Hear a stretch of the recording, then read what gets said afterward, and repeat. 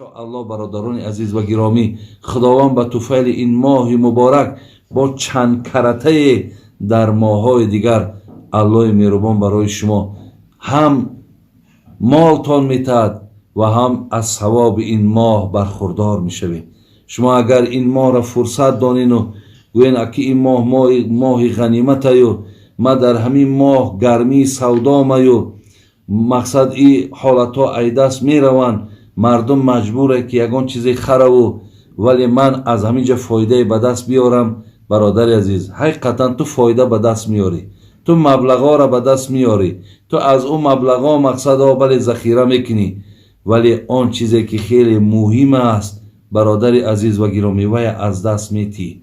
شاید برادرای عزیز در این ماه مبارک وقتی که تو مثال با بیرحمی و بی انصافی و دنبال مقصد به دست آوردن فایده زیاد اگر حرکت کنی، شاید یک نفر گوید که خدا برکت تگیرد، یا ای انسان ماه رمضان یک رحم نمیکنی. همین سخن این ممکن برادر عزیز در همون تجارتی تو، در مال تو، در حیات تو یگان زیانی را البته بر بالای تو بیارد. ایرا من از برای همچون برادر مسلمان، همچون یک خیرخواه شما برادرای عزیز و گرامی برای شما مقصد رسانیدستم. دوام حدیث پیامبر ما گوش میکنیم. پیامبر صلی الله علیه و سلم گفتن که والذی نفس محمد بیدی، قسم خوردن حضرت، قسم بر آن خدایی که هستی و نیستیم همه در نزد الله هست، عزت و خاریم همه در نزد الله هست. قسم بر آن الله مهربان. چی میگه در دوام قسم؟ لخلوف و فم صائم اطیب عند الله من ریح المسک. میگه همون بویی که در دهن روزدار هست، البته آدم از سحر تا بگه چیزی نخورد حتما دهان او بوی میکند. وقتی میگه بین خدای مهربان میگه همون بویی که در دهن روزدار هست وی به سوی من الله میگه محبوب تر است از بهترین مشک، از بهترین همون دوخی هایی که در روی عالم ارزش های بهت بلند دارند، از اونها ده هم دیده بوی دهن روزدار برای من خوش است. ولی من امشب نگاه کردم، یک اخبار میخواندم، یکی از همون دوخی های 10 دوخی که در روی عالم گویم در مد اول میستن که دوخی های بینهایت قیمت، یکی از آنها را که استحصالش در دوبای بده است با همکاری بسیار متخصصای همی پرفیومریا که از فرانسیا، از شویتزاریا، از ایتالیا همگی دوخی ساختن که در شیشه که بسیار شیشه گرانبها بوده است که از بریلیانت ساخته شده است و در داخلش 3 لیتر گویم همون دوخی که به نام شموخ، که اصلا این کلمه عربی است، اصلی ریشش همون شامیخ است، یعنی هر چیزی که بلند باشد یا کوههای بلنده شامیخ میگوید. انا همین دوخی بگیم که همین شموخ که ارزشش میگد 1,295,000 دلار بوده است. برادرای عزیز، من گفتم میتونم که الله مهربان میگد از بوی همون دهم نزد من بوی همون دهان روزدار محبوب است. در آخر الله مهربان چی گفت؟ گفت للصائم فرحتان. آدمی روزدار 2 خرسندی دارد، برای او 2 خرسندی عطا کردم. خب بین که یکی اذا افطر فرح بفطره و اذا لقی ربه فرح بصومه. یکم خرسندی که بر او دادم هرگاهی که اگر همون لحظه روزه کشادن نزدیک شدن گیرد، 1 دقیقه و 2 دقیقه که ماندن میگیرد، میگه روزدار تا چند در دلش یک خرسندی پیدا میشود که الحال از طعام مقصد تناول میکنم. دویم خرسندیش گفت الله مهربان هرگاهی که او را داخل جنت کردم، از نظر خودم، از رحمت خودم من روزدار را خوشنود میگردانم. برادران عزیز و گرامی، اینجا متن حدیث به انجام میرسد و انشاءالله گفتی همون عزیزای خدا که یک نکته بس است اگر شعور است، ورنه چو چراغ پیش کور است. زین لحاظ من انشاءالله گمانم همین است که آن چیزی را که من مختصرا هم که بیان کرده باشم برای آدم اهل فهم خدا خواهد این قبول است.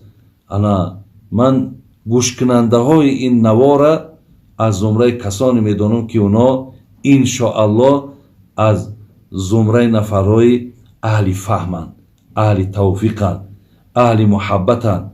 اگر من میدانستم که این در جای مثال قرار دارم که هیچ کس مثال به این سخن، به این حدیث و به این دعوت اهمیت نمیتید، من هیچگاه برادر عزیز این حدیث را از ابتدا تا آخر نمیخواندم. زیرا عزیزای خدا میگن پیش نااهلان چی حاصل، ذکر پردانی کمال، دانه گوهر چی ریزی مرغ ارزن خوار را. کمال خودجندی میگفت ببینین پیش نااهلان چی حاصل ذکر پردانی کمال. اگر ببینی که همون مردم همون نشستگان همون قوم وقتی که در سخن تو اهمیت نمیتین، میگد اینا باقی ها هم مانندن. پیش نااهلان چی حاصل ذکر پردانی کمال، دانه گوهر چی ریزی مرغ ارزن خوار را. مرغی که ارزن میخرد برای او دادن گوهر، یعنی این برادر عزیز غیر امکان است. اگر امروز برادرای ما این سخن ما رو شنیدن، بعد این باز همون کردارها و همون زیشتگویی ها و همون سخنهای قبیحشان دوام دادن که گرفت، گفتی خواجه همون کمال خودجندی اینها همون مرغهای بودن که این دورها در پیش اونها حیف شده است. میایم برادرای عزیز به سر سوالهایی که در ما کردین. انشاءالله من این سوالها را به شما میخوانم و جوابهاش میگردانم. بعضی از خواهرها از ما سوال کردن که همین یک ماه مبارک امکان دارد که ما بعضی تبلتکه ها هست که ویا استعمال میکنیم در همین یک ماه مبارک، همون بیماری زنانه ده، یعنی حیض میگن، در همون بیماری ما مبتلا نمیشیم و همین یک ماه مبارک مقصد با پرگی روزه میگیریم. بله خواهرای عزیز، اینا صاحبای کتاب دانشمندها اجازت میتین، به شرطی که اگر بر سلامتی شما زیان نیارد. اگر در سلامتی زیان نداشته باشد که شما ایره خودتان میدانین، این حالت ده استفاده بردن از همون تبلتکه ها برای منع همون، یعنی گویم که نشدن همون بیماری زنانه انشاءالله هیچ باکی ندارد. بعضی ها سوال کردن که اگه اینجا سوال ها زیاد بودن، خواهرها برادرها سوال های تکراری هم هستن. از این لحاظ بعضی ها گفتن که اگر در این ماه مبارک ماها آبازی کنیم، آبازی فرق ندارد، خواه در داخل خانه باشد، خواه در حمام ها باشد، خواه در حوض ها باشد، خواه در دریاها باشد، همه جا برای آدمی روزدار البته مقصد اجازت است. فقط احتیاط کنین که از راه های مقصد دهان، از راه های بینی مقصد یا از راه های گوش، یعنی آب به حلق شما داخل نشود. و الا اگر این احتیاط شما کرده تانین، هیچ باکی ندارد آبازی کردن شما. دیگر نفرهای سوال کردن که در ماه رمضان ماها مقصد بیماریم و اگر مقصد اوکال استفاده بریم اجازت هست یا نه. اصلا برادران عزیز و خواهرای مهربان، هر کسی بیماری دارد که به سبب روزه گرفتن اگر بیماریش اوج بگیرد، شریعت اسلام اجازت دادن که این آدم حقی روزه را خوردن دارد. وقتی که خدای مهربان اگر بیماری را از او گرفت، تنش که صحت شد، بعد همین روزه های را که در حالت بیماری خورده بود، همین ها را قضا میگیرد. زین لحاظ شما مقصد در جان خودتان جبر نکنین. بسیار از نوعهای بیماری هایی که چی بیماری های قندن، چی بیماری های مقصد میدن، چی بیماری های روده هستند که اینها مقصد گرفتن برای اینها بسیار مشکلات ایجاد میکند، زین لحاظ برای شما شریعت این حقوق و این اجازت داد است. فقط شماها مقصد این رعایت کنید. ولی بعضی بیماری های هست که مقصد نه چندان در او مشکلات ایجاد میکنه، اینها اگر بگیرن اجازت است. و استفاده اوکال خواهر و برادر عزیز اجازت است. این اوکال خود در موشک باشد، خود در پوست باشد، خود در گوشت باشد، حتی در همین وین هم که باشد، فقط احتیاط از همون اوکال هایی که قوت دهندن. مقصد در ارگانیسم آدم وقتی قوت میبخشد، مثل همین گلوکوزواری، از همینش احتیاط کنین. دیگر هر اوکالی که شما مثال میگذرانین، خواه برای تبابت دنداناتان باشد، خواه برای مثال پس کردن تب باشد، یا برای مثال پایان بردن فشار خون باشد، هر اوکال هایی که باشد فقط قوت دهنده نباشند، هیچی باقی ندارد. اجازت است که شما از اینها مقصد استفاده برید. خب نفری گفتن که اگر من سهوا روزه رو میخورم، از یادش میبراید و خواه میخورد، خواه مینوشد، خواه حتی بازنش هم خوابگی میکند، بعدا میفهمد که وای روزه دار است. این حالت در روزه شما باقی است. شما دوام روزه هم روزه بدارید، یعنی روزه شما از این حالت شکستگی نیست، زیرا که اینها قصدن نشدن، همه اینها سهوا یا با فراموشی شدگی‌اند. یا در حالتی که برادرها سوال کردن که مقصد ما سحر خورک میکنیم و بعد سحر خورک خواب میکنیم، همین حالت یا در بین روز ما احتلامی میشیم که مردم ما میگن انا شیطان مقصد فندش کرد گفتگی، با این اصطلاح بیشتر مردم استفاده میکنن. وقتی خواستین این حالت هم که باشد، برادرها و خواهرای عزیز، روزه شما باقی هست، شما رفته غسل جنابت تو نکنین، این بر روزه شما یگان زیانی ندارد. در ماه رمضان سوال کردن که اگر حجامت کنیم، حجامت به همه علک معروف و مشهور است. خب و همچنان خونسپاری هست که امروز در مثال جمهوری ما هم یا در کجایی که شما قرار داشته باشین، برادرها مثال 300 گرم و 400 گرم خون میسپارند تا که اون خون با برای یگان برادرای دیگر یا خواهرای دیگر یک یارده می شود.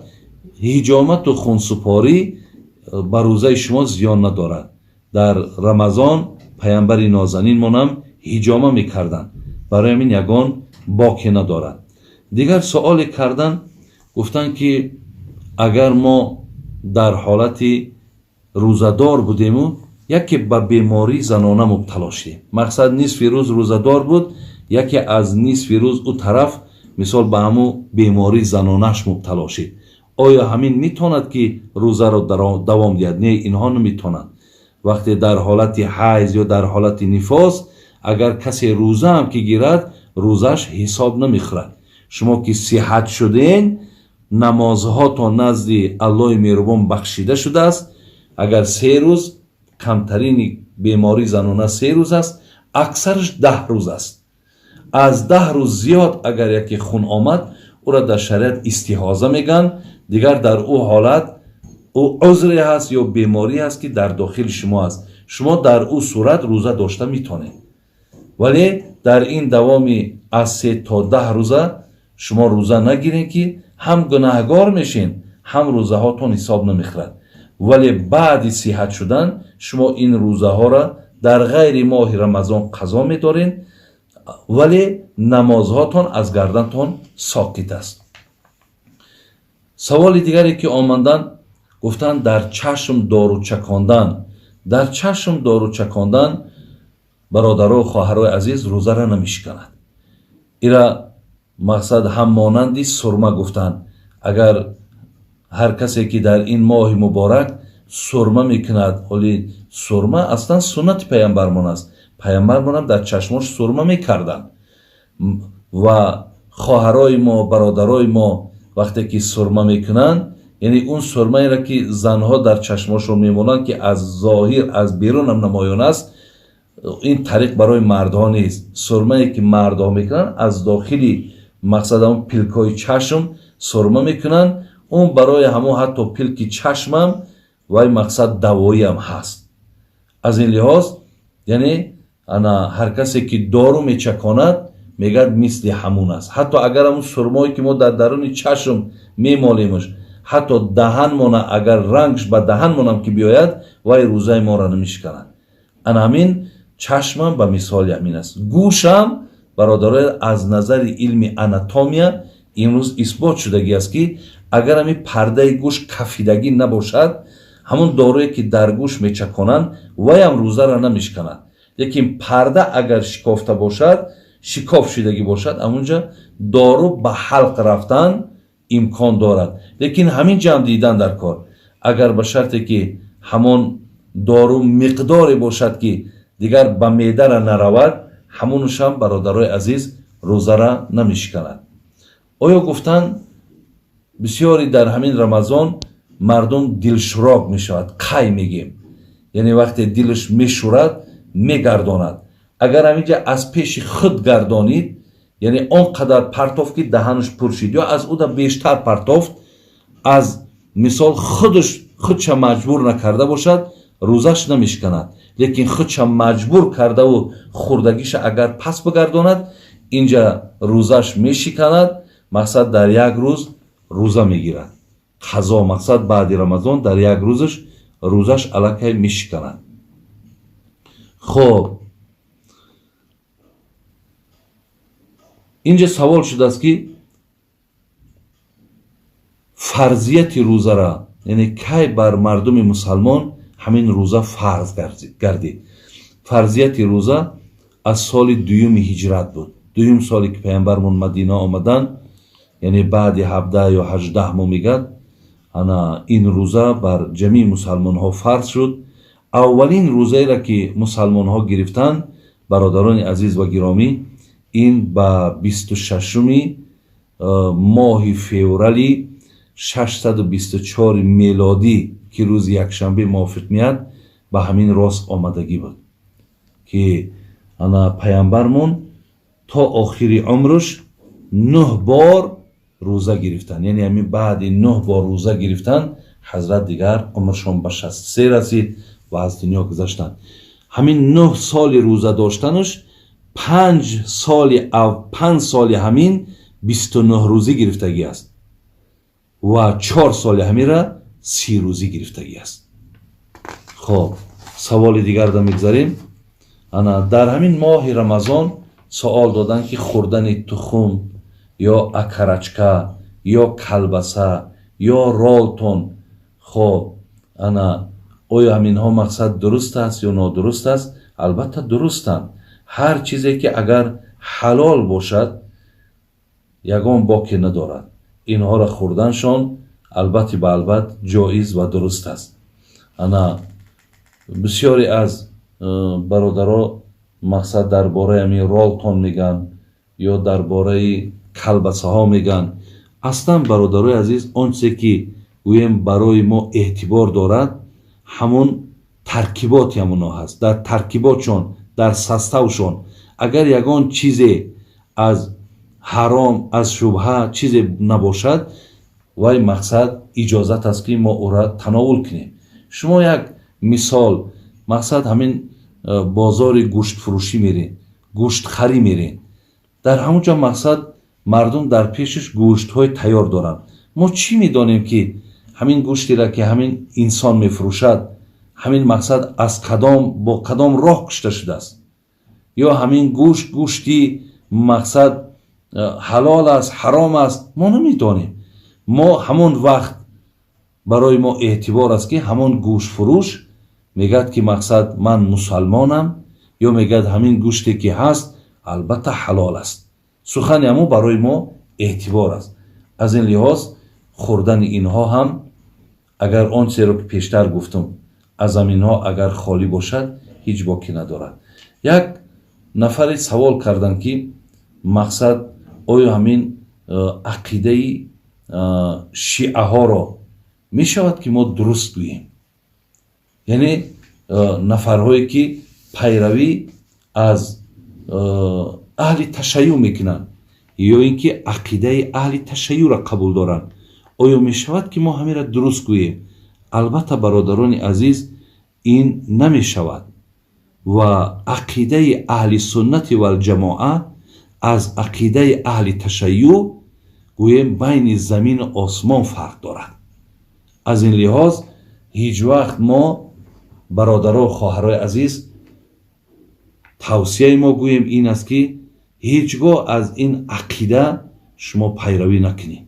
هیچگاه اگر شما خواهید که پیامبر نازنین از شما راضی باشد، الله مهربان از شما راضی باشد، همین راهی را که ما انتخاب کردیم، عقیده اهل سنت و الجماعه، خب چه حنفی باشد، چه مالکی باشد، چه حنبلی باشد، چه شافعی باشد، خب اینها خواهرها و برادرای عزیز همه عقیده هستند که از قرآن و از حدیث جمع آوری شدن.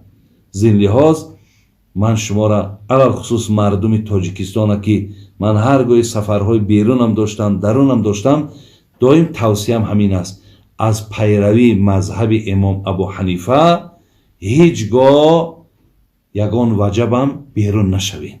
انشاءالله همین امام شافعی، همین امام احمد حنبل، همین امام مالک، همه اینها برادرای عزیز و گرامی دوستدارهای امام ابو حنیفه بودند. اینها حتی خودشان در علم در تقوا دائم پایانتر از ابو حنیفه نشان میدادند. زین خاطر من به خاطر آن نه که من تعصب داشته باشم، به خاطر آنه که خود عزیزا و بزرگا خود قائلند که ما در فهمیش و در علم و در تقوا و در همه جهت از ابو حنیفه ما پایانتر هستیم. این بزرگی اونها را نشان میداد. زین لحاظ پیروی از این مذاهب چارگانه برادرای عزیز بنهایت خوبتر و بهتر و لازمتر و درکارتر است. هیچگاه از این عقیده پیروی. من زمانهای خطیب بودم برادرای عزیز، حتی در کلاب در همون منبری که می نشستم می آمدم گاه گاه در زیرش مکتوب ها می افتم. در مکتوب وقتی که من از ابوبکر و عمر و عثمان و از ابو هریره و از اینا وقتی تعریف میکردم توصیف میکردم در همون کاغذ ها در نسبت همین بزرگا حقارت ها می نوشتم که مقصد من اون را خانم و طبیعت و مقصد خیره شود. لیکن طبیعت من خیره نمیشد، بلکه من پناه طلب میکردم و با مردم میفهموندم که دادرای عزیز این راه را انتخاب نکنید که شما در راه کفر زلالت رفتید. از این لحاظ حتی در روسیه هم که بودم ما با یک اهل شیعه هم بحث و مناظره شدیم. حتی دیدم که در اونجا هم از همین تاجیکای ما، ولی بعضی هاش در زندانن، از همین تاجیکای ما رفته در همونجا مردم ترغیب و تشویق با شیعه کردگیان. از این لحاظ از تاجیکا علل خصوص بسیار خواهش دارم در همون مکتبها، علل خصوص مکتبهایی که در تهران و در قم و در دیگر منطقه‌ای که هستند، حتی عالم داریم در همین تاجیکستان حاضر زنده و حیات است که خودش میگد که من نفرهای را در همون شهرها هم صحبت شدم که اونها گفتن که ما همین عقیده را قبول کردیم و لیکن تاجیکستان که رفتیم همین عقیده ما پوشیده نگه می‌داریم، یعنی اینا ما آشکار نمیکنیم که ما همین خیر عقیده داریم. این عالم با شنیدگی من میگه من گفتم که این عقیده را باید شما نمیگرفتین و حتی در تاجیکستان هم که باشین این عقیده را پوشیده نگه ندارین، بلکه از این عقیده بیزار باشین. شما همون عقیده امام ابو حنیفه را بگیرین. زین لحاظ هر کسی که در این اعتقاد هست، من همچو یک برادر مسلمان، من همچو یک فهمیش و درکی را که از قرآن از حدیث کردم برای شما مراجعتم همین است که داخل نشوین در این عقیده و در این راه که شما فردای قیامت البته به البته پشیمان میشوین، زیرا این راه بسیار راه خطرناک است. راهی هست که فقط یک مذهبی هست که یک راهی هست که فقط حقارت میکنی، فقط باید تو در داخل حقارت باشی.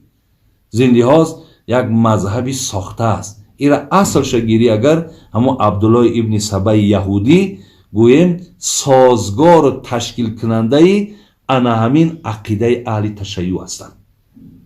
من در این بابت سخنهای زیاد دارم، ولی این قدر گفتنیم که برادرها و خواهرای عزیز هیچگاه فرزندار اهمیت این که این راه را قبول نداشته باشند. دیگر مراجعت من به دیگر مردمی که مثال خداشونه وهابی میگن یا سلفی میگن یا ترغیبی میگن یا تشویقی میگن یا مقصد اخوانی میگن یا هر چیزی که میگن، برادرای عزیز و گرامی، هدف شما اگر الله را شناختن باشد، هدف شما اگر پیروی از سنت پیامبر باشد، هدف شما اگر مسلمان زیستن باشد، انشاءالله از همین راه مذهب ابو حنیفه به همه همین خوبی ها ما و شما میرسیم. الله مهربان شما را توفیق دهد، زیرا که من در این بابت تاکید انشاءالله فکر میکنم که همینش برای شما کفایت میکند.